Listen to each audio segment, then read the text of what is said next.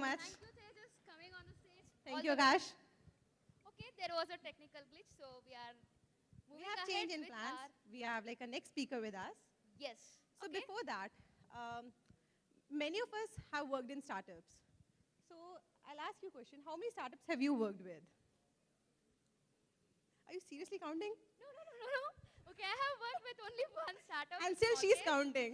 Yeah. Okay, so our next speaker, he has worked with 5 startups. Yes. And he'll be talking about server-side rendering, Is it? streaming SSR simplified with Next.js. And we have Mariyappan Subramaniam with us. Guys, please give a huge round of applause for him. Yeah, we need energy.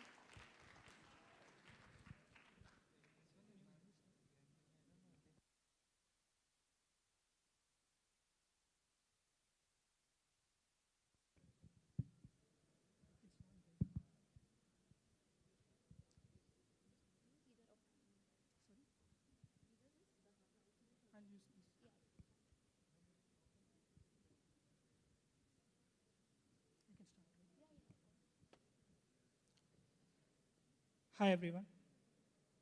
Am I audible? Till the end? Or you want me? Now? Is it fine?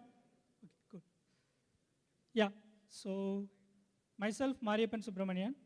I'm a senior software engineer at Freshworks. At Freshworks, I work for Freshworks Marketplace. It's part of developer platform team at Freshworks. Yeah, so today, I'm here to talk about streaming server-side rendering simplified with Next.js. So before diving into the topic, let me just quickly skim through the agenda. So basically, we'll start with a quick warm-up of rendering fundamentals. I assure you I will not bore with the intro again. We'll just skim through it. And then we'll understand the limitations of current SSR architecture we have. And I'll touch upon Suspense SSR Architecture of React 18. And we'll also get introduced to loading UI and streaming mechanism that came packed with app router of Next 13 new version. Then we'll see a lightweight demo of the same. And finally, wrap it up by understanding how it actually helps in real-world application development. Okay, so when I say rendering, right, basically I write a piece of code and it gets rendered on the screen. So broadly, it can happen in 2 environments, like server and the client. So if you take any traditional SPAs, React SPAs today, it's probably like client-side rendered. So all I do is like I request a page to the server. Okay, server responds with HTML, which include a script tag, which basically then my client will be downloading, browser will be downloading the JavaScript record for that. Okay, and then the React comes into play. I hope you might have heard about hydration. So basically, it will try to attach some event listeners and other stuffs to make the application interactive. And finally, I get to see a fully visible interactive screen. Okay, so these are some like high-level 4 stages that is happening. This is fine, but the issue here is like if you see these stages, right? Only at the 4th stage, I get to see anything on the screen. So in all these 3 stages, what I see is a simple loader or a blank screen. Okay? So this is definitely not a welcoming experience. So how do we solve this? So server-side rendering came into picture. So like, let me take a persona. Emma is the persona here. So she is requesting the same page to the server. Okay. This time my server is doing something different. It basically tries to load all the data required. Okay. And then it tries to build the markup on the server end itself. Okay. And then it sends back that markup, which has a script tag, which will basically hydrate the app and make it interactive. If you compare this and the before slide, these are the 4 stages which happened in earlier slide as well. But here the difference is the major heavy lifting is taken care by the server. Okay? So we basically tell, hey, this browser is not meant to do all these stuffs. you are capable of doing it better, so, and you can do it much faster as well, so we'll leave the job to the server end, okay? So this is how SSR became popular, and why it's a big deal, why server has to do all those and give us, basically the initial loading time will be reduced drastically, and you'll get many other advantages like this, right? So that came like lots of adoption. That's why the meta frameworks like Next.js became popular. But still, let me get back. So there is one issue here, okay? If you consider the key performance indicators like time to first byte, or first contentful paint, or time to become interactive. So these are some basic metrics any web developer would be concerned about, right? So like these 4 indicators are just the previous 4 stages. So if you look at these things, right, this happens one by one. These steps are basically highly sequential and blocking, okay? So I can't proceed to the next step until the first one is completed, okay? So basically, like if I narrow down, the actual problem is this. You have to fetch all the data before you can show anything on the screen, and you have to load everything before you can hydrate anything, and you have to hydrate everything before you can actually interact with anything, okay? So here the actual issue is the everything here. So I can't do anything in parallel. So these are highly sequential and blocking, right? So consider a heavy data intensive application. This is going to be a concern. So how do we solve this? Let me switch the context. Let's forget all the technical jargons, okay? Let's talk about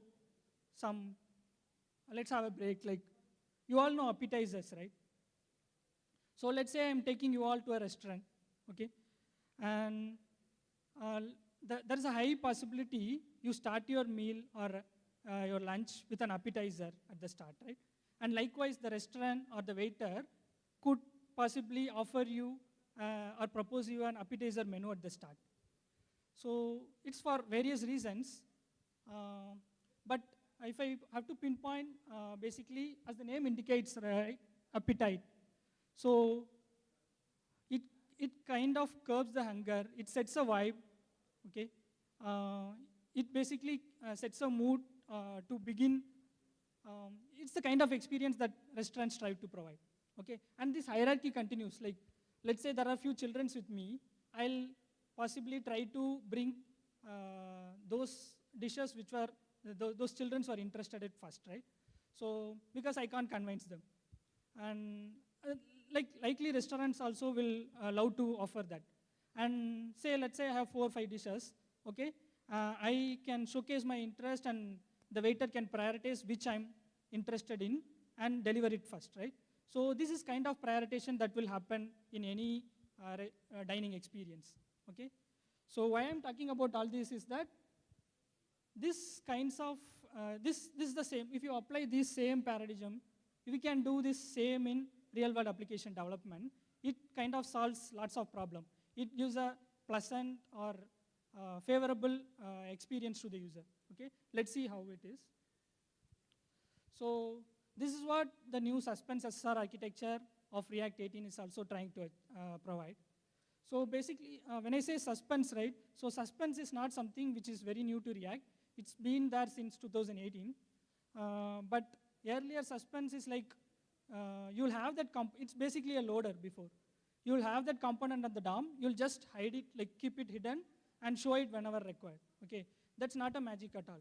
But with the new React 18, right, you got the word concurrency comes into play, and you got concurrent rendering engine. So which basically does 2 amazing jobs. One is streaming HTML. When I say streaming, like, it's like streaming, right? Like progressively rendering. So it can stream, like that's made possible with a new API called render to pipeable stream. And you also can do selective hydration with suspense. I'll come into these terms in upcoming slides. So basically, let's say you have a component which does a async action that will take some time. What you do is, all you have to do is like wrap it to the suspense boundary, and possibly you can have an error boundary too. Consider a promise. It's a promise basically. So this promise, when this promise is executing, right, it will hit the suspense boundary, will like render a loading component, okay? And let's say the promise rejects or some API failure or something, it will hit the error boundary. So this is a high-level thing what suspense is about. Actually, this can be a separate topic itself. I will not get into the details. Instead, I have left some links here. There is a detailed post on the same from Dan Abramam. You can read about the entire architecture. And this link will particularly take you to the implementation of it. But let me move to the actual abstracted part, which I'm trying to showcase. So before getting into this, how many of you have already worked with Next.js or Next.js kind of frameworks? Okay, cool. So when we have such powerful thing like React or Vue in place, why do you think meta frameworks like Next or Next has such huge adoption? Yeah, like anyone? Why such frameworks, meta frameworks are becoming highly popular? Yeah, server-side rendering is one reason. So basically, there is a very fundamental thing.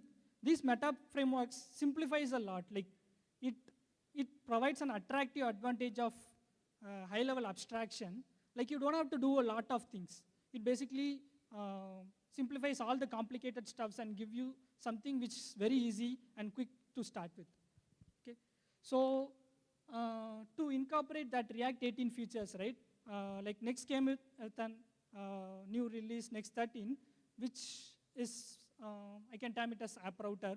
So that app router has enabled many possibilities, and one such thing is incorporating suspense in it. So it's basically like, all you have to do is create a loading component. I'm naming it as loading.js. You can name it anything. And wrap the async action or like your child components, which would take some time, with a suspense boundary.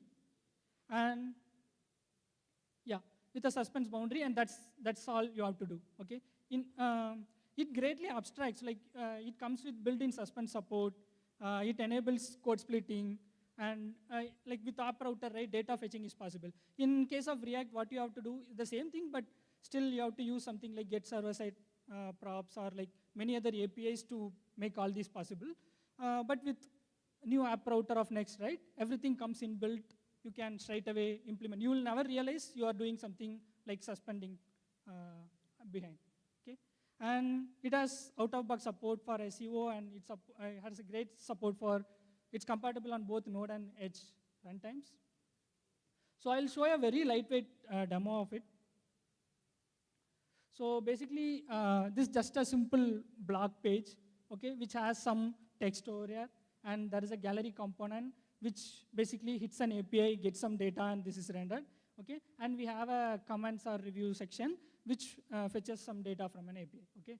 So if I reload this, right, what happens is there is a loader, gallery gets loaded, and then it takes some time and customer. So now you can ask me, is it a simple loader? Not exactly, I'll tell you why.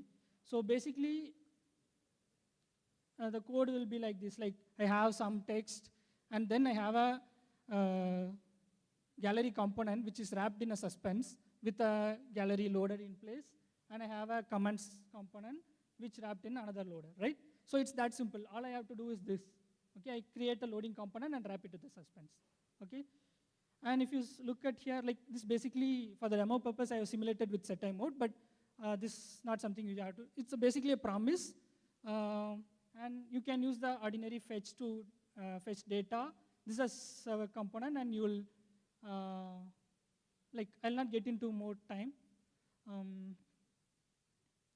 So what's happening behind is that you basically, when you wrap it in a suspense, right, the generated HTML will look something like this.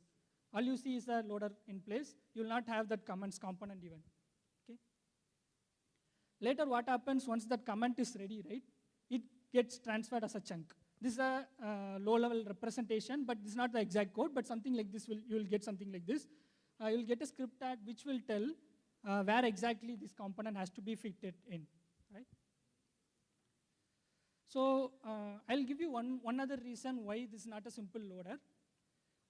So actually, these things are not possible earlier. Like, I can actually interact with the page before iteration. If you look at this infographic here, right? Imagine this fourth section is the comments section. It's getting loaded, then I get to see the page, and React starts hydrating. While, let's say the comment section is taking some time to hydrate, I can actually interact with other components. This is made possible. And similarly, selective hydration. Basically, let's say these two sections are getting some time to hydrate. Okay. Meanwhile, I try to interact with the comments section. Now, React understands the user is basically interested on this part, so it stops the job there, it comes here, hydrate this, and then continue this. So this happens in a batch. Like I have, this is a detailed algorithm, but in a high level, this is something like this. It just checks if it has more component, and if it doesn't have any other important stuff to do, it renders it. Otherwise, it just focuses on the important stuff to do. So you can just think of this has other important stuff to do as a flag, which React keeps toggling. And based on that, it will decide on which one to hydrate first or which one to process first. So how it actually helps is, if you compare this one with the earlier diagram, so all you get to see is like, let's say there are three components, A, B, C. When the data for the A component is ready, right, it immediately starts rendering the HTML. Okay, and let's say that's also quick, it immediately start hydrating. All these steps are not sequential. It's happening in batches in parallel. So if you look at these metrics, got shifted way ahead.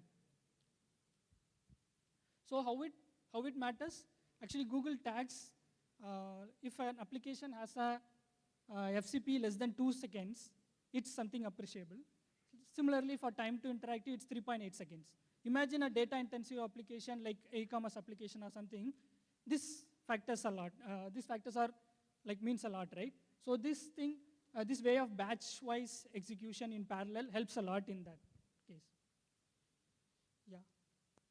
So these are some references which I have used. You can, I wish I could go through the code but due to, this is a lightning talk, right? This can be a good starter. You can go through these references and ask me any questions.